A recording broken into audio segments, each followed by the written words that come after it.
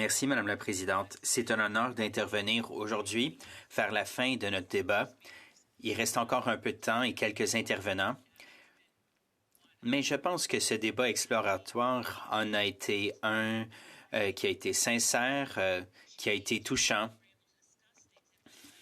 Je pense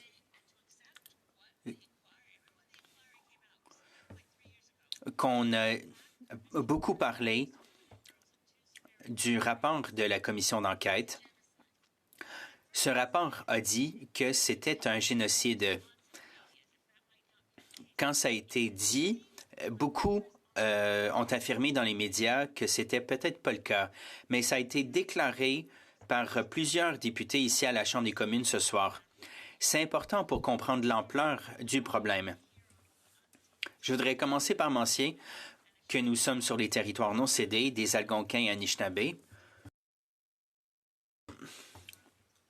Je représente la circonscription de Saanich Gulf Islands, mais c'est en fait la nation WSÁNEĆ qui habite sur ce territoire et je suis très redevable au peuple de notre territoire. Je vais partager mon temps de parole avec le formidable député d'Edmonton-Griesbach. Dans le temps qui m'est alloué, ce sera difficile d'ajouter beaucoup au débat de ce soir. Je ne voudrais pas parler de statistiques, mais je voudrais tout simplement dire que je reconnais le privilège de la couleur de ma peau. J'ai beaucoup de bonnes amies femmes,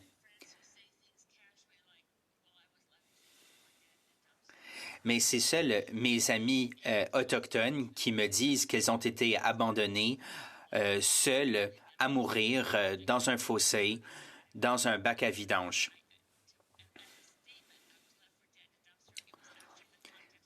C'était dans le contexte d'une discussion en cercle après la diffusion du rapport. C'était une femme de Victoria. Son nom anglicisé, c'est Rose Henry. Son nom original, c'est Sayamon. Elle est grand-mère. J'avais aucune idée que mon amie Rose, quand elle était enfant, avait été laissée seule pour mourir après avoir été battue et agressée. Ces expériences ne sont pas des statistiques. Ce sont nos amis, nos mères, nos tantes, nos enfants.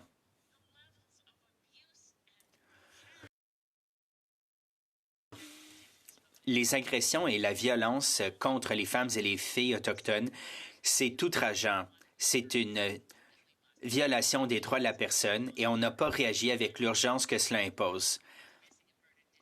On a plaidé pour une commission d'enquête, on a obtenu la commission d'enquête, on connaît les recommandations, mais il y a des femmes et des filles autochtones qui continuent à disparaître. Ces femmes et filles sont toujours marginalisées, elles sont à risque et il y a 231 appels à la justice pour que cela cesse. Dans le temps qui m'est imparti, je veux mettre l'accent sur un certain nombre de ces appels à l'action. À l'appel à la justice 4.5, c'est un appel pour un revenu de base, un revenu garanti qui va mettre fin à la marginalisation. Les femmes et les filles ne seraient plus à risque. Elles auraient la sécurité financière. Elles ne seraient plus dans la pauvreté. C'est assez simple. Grâce à cette commission d'enquête, on a appris que ces gens sont souvent forcés de faire du pouce. Elles n'ont pas leur propre voiture. Elles ne peuvent pas se permettre du transport sécuritaire parce qu'il n'y en a pas. Notre système de transport dans notre pays est pire que dans la plupart des pays développés. Et ce rapport a été rendu public avant que Greyhound mette fin à son service. Quand je parle à mes amis d'enfance, y compris dans ma circonscription, elle a beaucoup fait la promotion des autobus Wilson pour essayer de faire la liaison entre les communautés. Notre gouvernement doit reconnaître que Via Rail doit servir les populations marginalisées.